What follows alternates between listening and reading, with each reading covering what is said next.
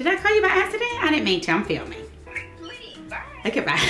Hey guys, welcome back to my channel. As you see, according to the video, we have a luxury handbag review. If you think you will like this type of video, I hope that you would keep watching. If you're new, my name is Benita. Here we talk about all the things that we love as it relates to lifestyle and luxury. Just know that we usually do videos twice a week. On Wednesday is usually a luxury upload, and then on Fridays we do lifestyle videos. We do what we call a Fast 5 Friday. I hope that you would stick around, like this video, of course subscribe. You can go back into my catalog and see all the type of videos that we have. I'm sure you will find something that you like. Thank you again for stopping by, but without further ado, we're gonna get started. A lot of my video luxury content comes from like my own personal closet. Like when I'm in my closet changing out purses or whatever, I'll come across a purse that I haven't talked about in a while, or maybe haven't done a review in a while. This bag I have done 2 other videos. Of course, I will link them down below. All of my luxury content is in a playlist called Luxury Content. I'll try to link the playlist here, but you can go back and see that I believe I did an unboxing video. I also did a first impressions type video. But I wanted to circle back and do a review of this bag. I've had this bag for at least 2 years, I know. So I feel like I can give some really good information, and no one really talks about this bag. They talked about it a little bit when it first came out, I would say. Of course, you know it was gonna be from Louis Vuitton brand, but it's gonna be none other than my Louis Vuitton Turenne PM. They had an older version of this bag. I'm not quite sure if it was called the Turenne, but they reintroduced around 2014, 2015. It really became popular as an alternative bag around the time when they released the Speedy 25 Bandolier. I actually wanted a Speedy 25 Bandolier. I still do. I really want one in Diamond, but I digress. Story time is that when I decided that I wanted to purchase, you know, a new bag, and I really like the Louis Vuitton Speedy 25, like I mentioned, I went online and it was sold out because it was the it bag. It was popular. It was during the time when Louis Vuitton first started talking about they were no longer going to do canvas bags, you know, yada yada yada, all that. So of course everyone started to, you know, try to buy up all the canvas bags. And I couldn't find it. My SA couldn't find it. It was like nowhere. I was able to get this bag in Boston. I got it from the Louis Vuitton boutique in Boston, and I was just able to see it online. I got hooked up with an SA there. I was able to, you know, send me pictures. We talked about it. She answered all of my questions. We purchased it and she shipped it out to me. Of course, I'll put the dimensions on the screen, but it is really close to the Louis Vuitton Speedy 25 Bandolier. It pretty much, the dimensions are pretty much the same. It does come with the strap, and I'll, you know, pull that out in a minute. This bag is no longer available on the Louis Vuitton website or in store.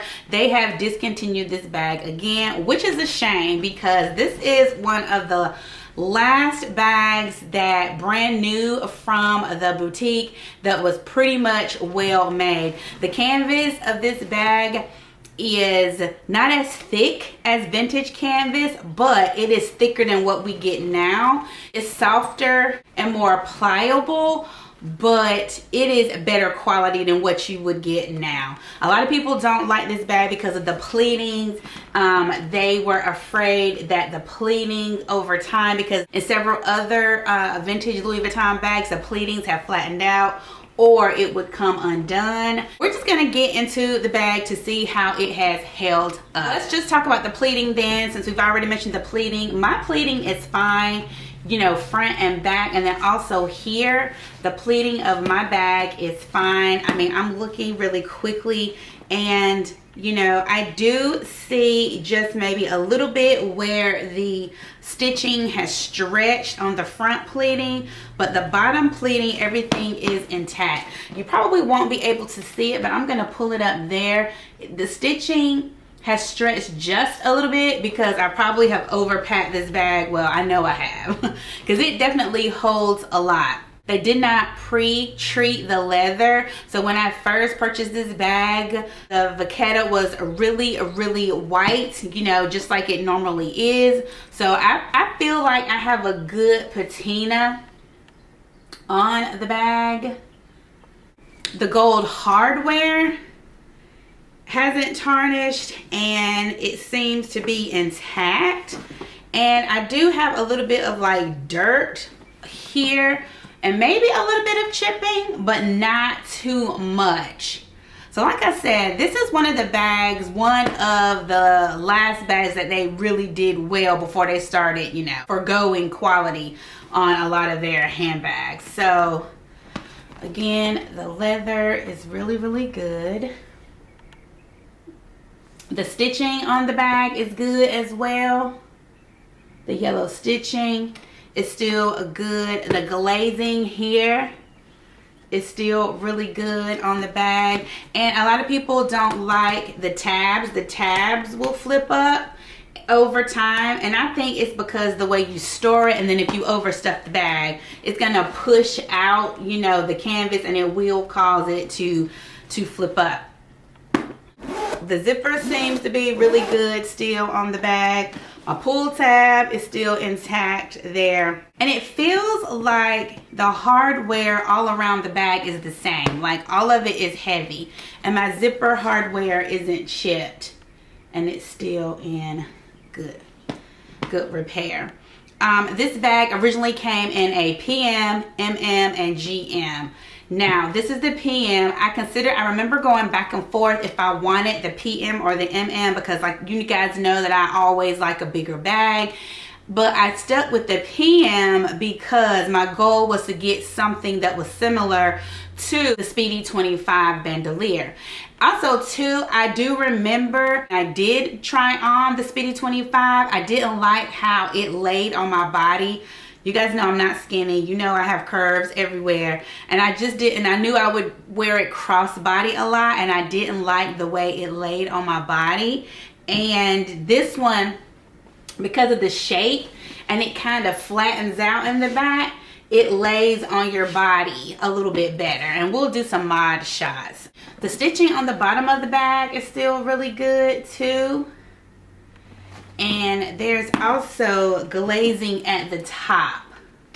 Can you guys see that? Glazing at the top near the zipper, and that's intact as well. The piping is really good. The piping has patinaed really well. Like I said, this is a really good bag. If you're interested in the bag, you're definitely gonna have to buy it pre-loved because you know, it's no longer available brand new. But you can really find them, a lot of them online, because people sold these bags. I don't think people really like this bag once they got it. Everyone who I knew that before I was about to purchase the bag, I asked them about the bag if they had it.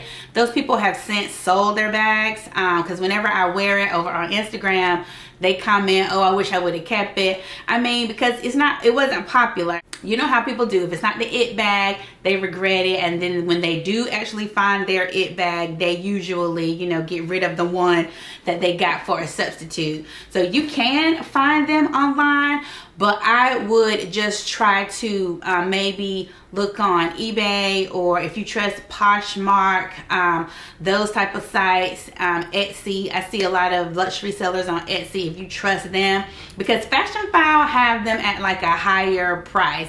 I can't remember how much I paid for this bag, but I will put it across the screen. I'll just look on my online account and put it across the screen. But Fashionphile has this bag pretty much at retail because they're in good condition. People got rid of them, so you may not be able to find one like on a Fashionphile site or whatever less than $1,000, but I would maybe go another route. But if you find one that is in brand new, like never been worn condition for around $1,000, I think it is worth it, because I mean this bag is really, really good quality. All right, so let's look in the inside. We're gonna take the stuffing out. Here's the strap, and I actually have two straps because my first strap wrinkled like quickly.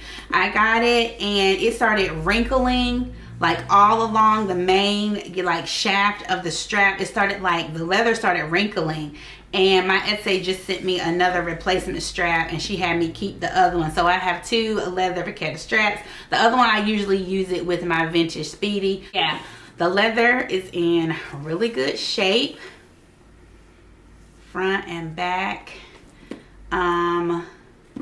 A little bit of like tarnishing on the claw clip, the claw clasp, because when it, you know, clips in here, you're gonna get some of that.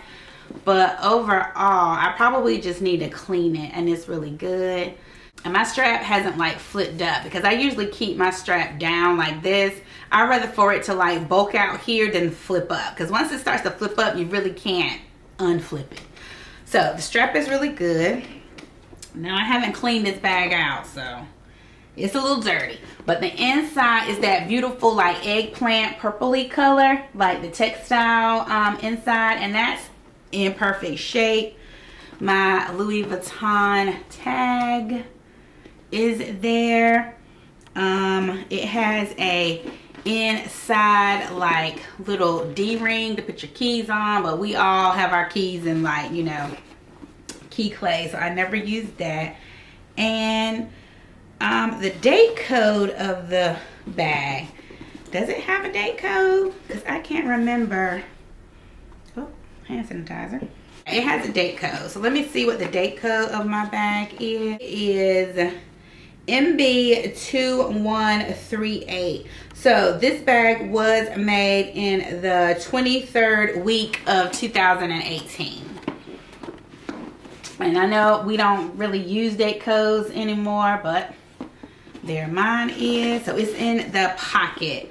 So if you're looking for a pre-loved one, these will probably have a date code. If it doesn't have a date code, it's probably not a real one. It's probably not authentic. So just be wary of that, because, you know, like I said, we've gotten away from date codes. But the date code is going to be in the 2 double pockets. It's going to be, mine is on the left pocket here.